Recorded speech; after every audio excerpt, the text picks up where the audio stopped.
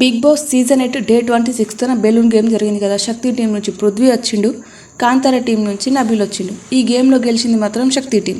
Big boss ఏం చేసిండు, ఓడిపోయిన కాంతార టీం నుంచి ఒక అనర్హుడైన ప్లేయర్ని తీసేయమని చెప్పిండు. అయితే ఇక్కడ ట్విస్ట్ ఏం చేసిండంటే ఆ తీసేసే ఛాన్స్ని శక్తి టీంకి ఇచ్చిండు.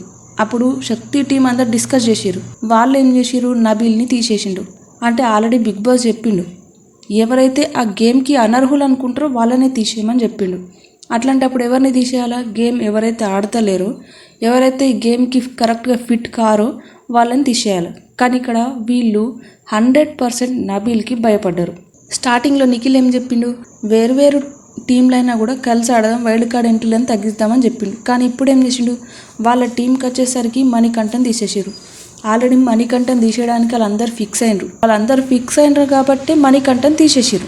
అంటే వాళ్ళ గేమ్కి వచ్చేసరికి ఎవరైతే ఆడాలనుకుంటారో వాళ్ళని తీసేసారు. మరి అవతల గేమ్కి వచ్చినప్పుడు కూడా ఎవరైతే ఆడాలనుకుంటారో వాళ్ళని తీసేయాలి కదా. మరి నబీల్ని ఎందుకు తీసేసారు అంటే నబీల్ స్ట్రాంగ్ ప్లేయర్ అని అర్థమైపోయింది. నబీల్ ఉంటే శక్తి టీం గెలవదని వాళ్ళు ఫిక్స్ అయిపోయారు. అందుకే నబీల్ని తీసేసారు. ఈ కన్వర్జేషన్లను ప్రేరణ అడిగింది, మరి మీ టీం నుంచి మణికంఠని ఎందుకు తీసేసారు అంటే స్ట్రాంగ్ ప్లేయరే వెళ్ళిపోవాలి. అయితే నిఖిల్ అన్న, పృథ్వీ అన్న, సోనియా ఎవరన్నా ఒకరు వెళ్ళిపోవాలి, కానీ మణికంఠని ఎందుకు తీసేసారు అని అడిగింది. అంటే ఇక్కడ సోనియా ఏం ఆన్సర్ ఇచ్చింది, మణికంఠ త్యాగం చేసిండని అన్నది. అప్పుడు వెంటనే పక్క నుంచి మణికంఠ నో అన్నాడు. అంటే నువ్వేంట్రా అని వార్నింగ్ ఇస్తుంది మణికంఠకి. ఆల్రెడీ వాళ్ళు ఫిక్స్ అయినరు కాబట్టి మణికంఠ వెళ్ళిపోవడానికి రెడీ అయిండు. ఇది ఎవరు పట్టించుకుంటలేరు. నువ్వు త్యాగం చేసినావు అని అందరు ఫైర్ అయిపోయారు. మొత్తం ఒక మాటల యుద్ధం జరిగింది. శక్తి టీం అందరూ మణికంఠని టార్గెట్ చేశారు. ఇక్కడ మణికంఠని టార్గెట్ చేసి పంపిద్దామని వాళ్ళు అనుకుంటున్నారు.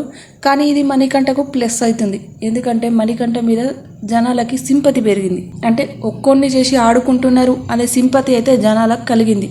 ఈ సింపతి ఆయనకి ప్లస్ అవ్వచ్చు, ఆ శక్తి టీం వాళ్ళకి మైనస్ అవ్వచ్చు. కానీ అది వాళ్ళకి అర్థం అవ్వట్లేదు. ఇది వైల్డ్ కార్డ్ ఎంట్రీలను తగ్గించే గేమ్ లాగా అయితే అసలు కనిపించలేదు. క్లాన్ వర్సెస్ క్లాన్ లాగానే చూసిరు వాళ్ళు, చూస్తున్నారు కూడా అట్లని. ఇక్కడ ఇండివిజువల్ గేమ్ ఆడదామని చూస్తున్నారు శక్తి టీం వాళ్ళు. కానీ ఇద్దరు కలిసి ట్రై చేస్తేనే వైల్డ్ కార్డ్ ఎంట్రీలని వాళ్ళు తగ్గిస్తారు. ఇక ఇండివిజువల్గా ఆడి గెలుస్తాము తగ్గిస్తాము అంటే అది కష్టమని అనిపిస్తుంది. కానీ ఫైనల్గా చెప్పేది ఏంటంటే శక్తి టీం అందరు కలిసి మణికంఠనైతే పిచ్చోని చేసేసారు.